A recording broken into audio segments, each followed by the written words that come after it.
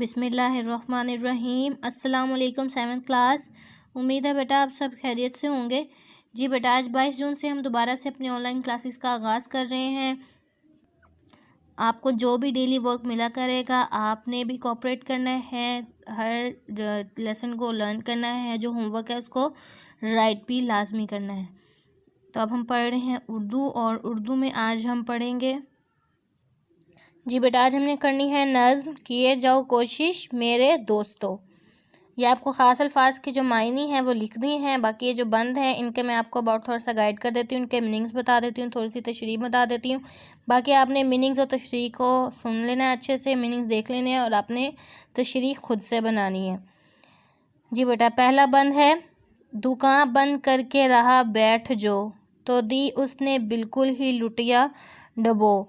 ना भागो कभी छोड़कर काम को, तवक्को तो है खैर जो हो सो हो, किए जाओ कोशिश मेरे दोस्तों। इसमें है जो है इस बंद में शायर क्या कहते हैं कि काम करने की आदत अपनाने का दर्स देते हैं। शायर कहते हैं कि जो अपना काम छोड़कर बैठ जाता है, यानी जिसने मेहनत को छोड़कर सुस्ती जो अख्तियार कर ली, तो समझ लो कि उसने अपना नुकसान कर लिया, अपना सब कुछ ख़त्म कर लिया। इसलिए बेहतर इसी में है कि काम को कभी ना छोड़ो, ना भागो काम से। उम्मीद अगर आप लोग काम करोगे तो हम उम्मीद है वही होगा जो हमारे हक़ में बेहतर होगा।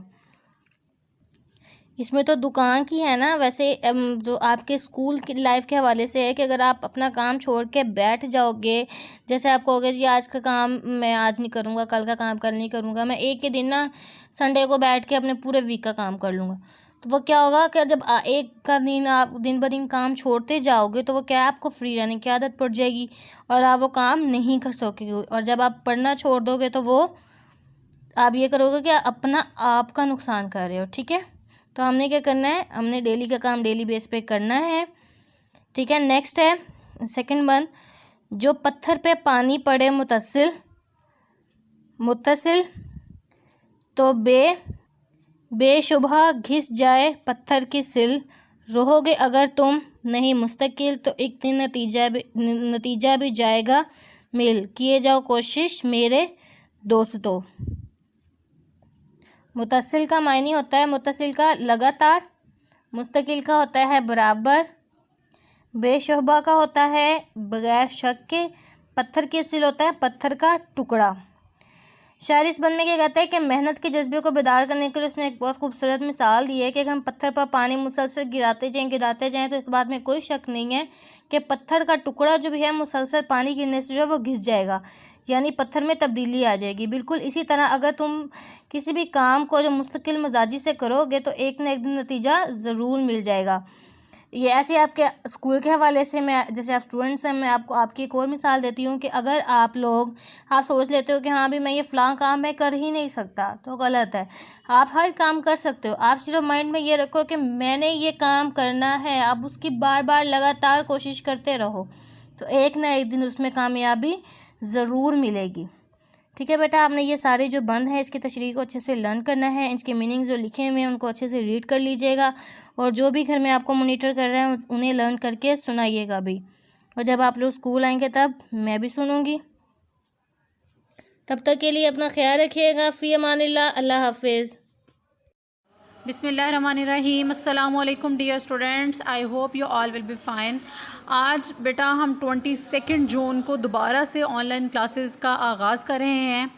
आज का जो आपका लेक्चर है वो अब हम स्टार्ट करेंगे सेकंड टर्म का जो आपका सिलेबस होगा। इसमें हम सबसे पहले क्या करेंगे, एक्सरसाइज 2.1 है, तो इसमें हमारे पास जो स्टेटमेंट है, सबसे पहला क्वेश्चन है right T for true and F for false statement, यानी कि टी उस स्टेटमेंट के आगे राइट करना है जो कि ट्रू होगी और फॉल्स स्टेटमेंट के आगे राइट करना है जो कि गलत है।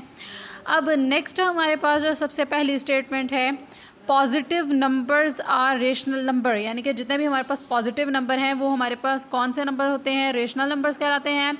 तो ये हमारे पास ट्रू है, यानी कि जितने भी पॉजिटिव नंबर हैं वो रेशनल नंबर्स होते हैं।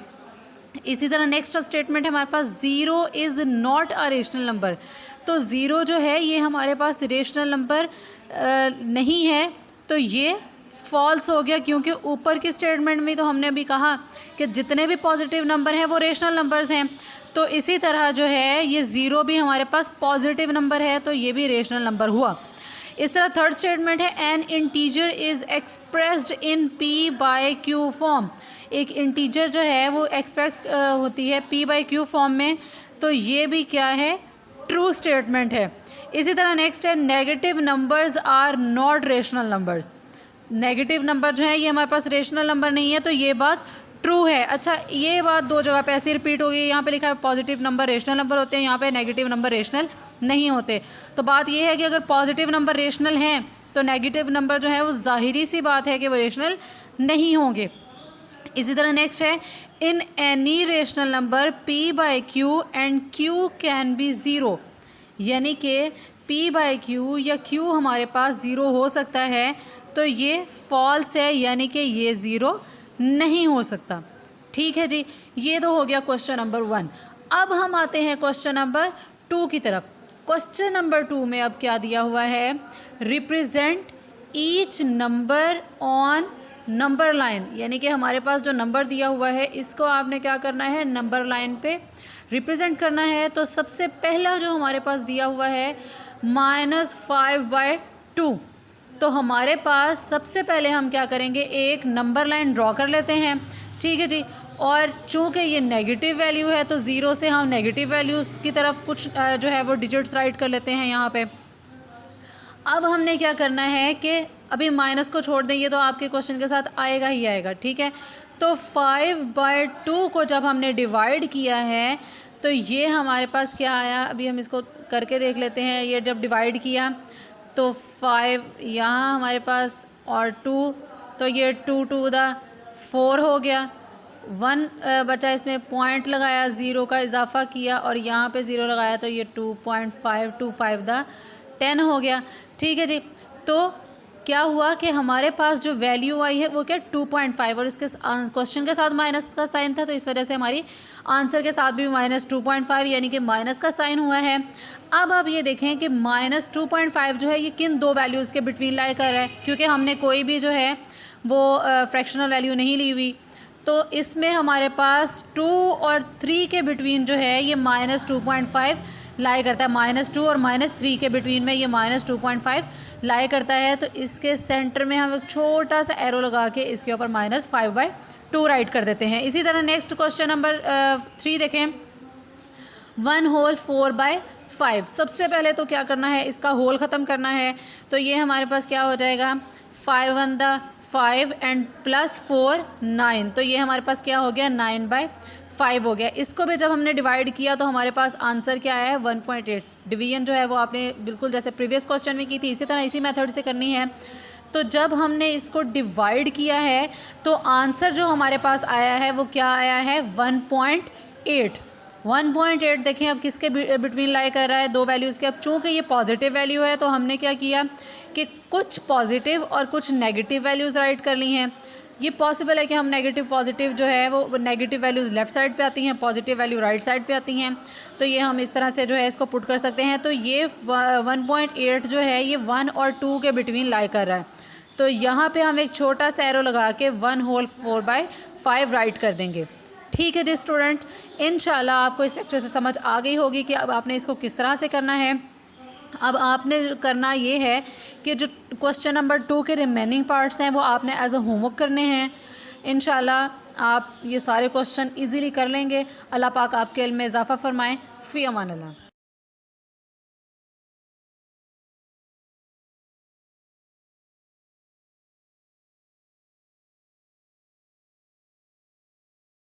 बिस्मिल्लाहिर्रहमानिर्रहीम। अस्सलामुअलैकुम dear students, I hope you all are fine. आज हम लोगों ने चैप्टर नंबर 6 स्टार्ट करना है for atoms and its structure. For this open your books page number 57। Here we are, page number 57 हमने स्टार्ट करना है आज। तो फर्स्ट ऑफ ऑल एटम की डेफिनेशन देखते हैं हम। एटम क्या है, atom is the smallest particle of matter that can not exist independently, यानी जो एटम है वो इंडिपेंडेंटली एग्जिस्ट नहीं करता और मैटर का सबसे स्मॉलेस्ट पार्टिकल होता है। एटम बहुत टेनी होता है, इतना माइक्रोस्कोपिक होता है कि वो माइक्रोस्कोप के बगैर आप नहीं देख सकते। हमारी पूरी जो यूनिवर्स है, हमारा पूरा हर चीज़, जो हमारी एक चेयर से लेके हमारी एक पेंसिल तक एटम से मिलके बनी हुई है। हमारी जो बॉडी है इसमें ट्रिलियम जौन से हैं सेवरल ट्रिलियम जौन से हैं वो एटम्स मौजूद हैं। ग्रीक फिलोसफर थे डेमोक्रिटस, उन्होंने फर्स्ट टाइम एटम का आइडिया दिया था। उन्होंने एक कॉन्सेप्ट पेश किया था कि एक चीज़ एटम एग्जिस्ट करती है इस यूनिवर्स में। और 19th सेंचुरी में जॉन डाल्टन नाम के एक साइंटिस्ट ने, इंग्लैंड से जो बिलोंग करते थे, उन्होंने फर्स्ट एटॉमिक मॉडल पेश किया था। उनके मुताबिक जो एटम है, हर जो मैटर है वो एटम से मिलकर बना है। जो हर मैटर, हर मादा है वो एटम से मिलकर बना है, और जो एटम है उसे कोई डिस्ट्रॉय नहीं कर सकता, उसे कोई बना नहीं सकता। स्ट्रक्चर ऑफ एटम की तरफ आते हैं हम। जो स्ट्रक्चर ऑफ एटम है उसमें 3 चीज़ें पाई जाती हैं, इलेक्ट्रॉन, प्रोटॉन्स और न्यूट्रॉन्स। और जो उसका सेंट्रल पार्ट होता है, जो दरमियान वाला पार्ट होता है, वो न्यूक्लियस कहलाता है, जहाँ प्रोटॉन और न्यूट्रॉन जौन से होते हैं वो मौजूद होते हैं। इलेक्ट्रॉन क्या होते हैं जी? इलेक्ट्रॉन जो हैं वो इलेक्ट्रॉन्स क्या होते हैं? इलेक्ट्रॉन्स जौन से हैं वो रिवॉल्व करते हैं न्यूक्लियस के अराउंड, और ये नेगेटिव चार्ज होते हैं, और इनका जो मास होता है सबसे कम जौन सा मास होता है, सबसे स्मॉल मास के इलेक्ट्रॉन्स ही पाए जाते हैं। फिर आती है बारी प्रोटॉन्स की।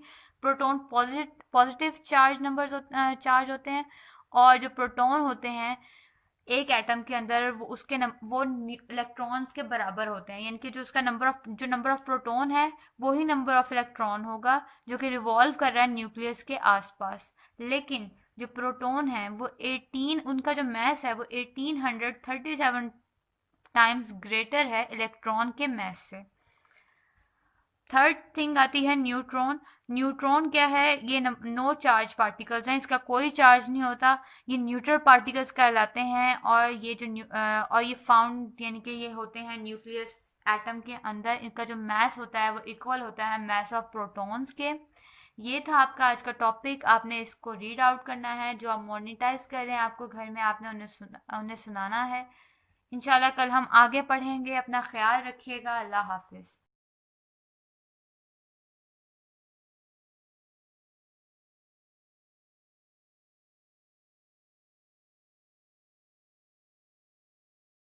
Bismillahirrahmanirrahim. Assalamu alaikum wa rahmatullahi wa barakatuh.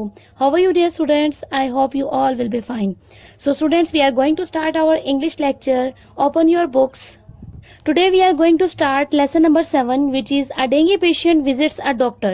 So students, as you know कि recording lecture और online teaching की वजह से हम time to shortage की वजह से word to word reading तो नहीं करेंगे, लेकिन मैं आपको इसमें difficult words की जो meaning है वो मैं आपको write करवा देती हूँ, ठीक है। और आपने इसकी reading घर में ज़रूर करनी है। आपको जो भी monitor कर रहे हैं आपने उन्हें ये reading लाजमी सुनानी है। So for our first word is relief, that means आराम. Next one is infectious, wabai. Symptoms, alamat. On the next page the word is aching, dard. Next one, fluids, maya. Avoid, bachna. Preventions, रोकथाम. Insecticides, कीड़े मार अद्वियात. Repellents, दूर करने वाली अशिया. Protect, हिफाजत. Litter, गंदगी. Rubbish, कूड़ा करकट. Today's our next topic is words meaning. So for this purpose you have to manage your notebooks. You have to manage your notebooks as you ever manage. Write day and date. Chapter number 7. Topic is words meaning. Our first word is ache. Feeling of pain in a part of body. Avoid, prevent something. Chill, feeling of being cold. Fluids, liquid. Insecticides, chemical used for killing insects. Litter, rubbish or garbage. Monitored, check over a period of time. Protect, make sure that something is not harmed. Repellents, very unpleasant. Relief, the act of removing pain. So students, you have to note down all these words meaning and also learn it. इसके अलावा बेटा आपका ये homework भी है, आपने ये homework ज़रूर करना है। आपको जो गिवन डेट दी जाएगी आपने ये होमवर्क स्कूल सबमिट करवाना है और आपका ये होमवर्क चेक होगा। I hope you all understand. फी अमानिल्लाह, have a nice and safe day.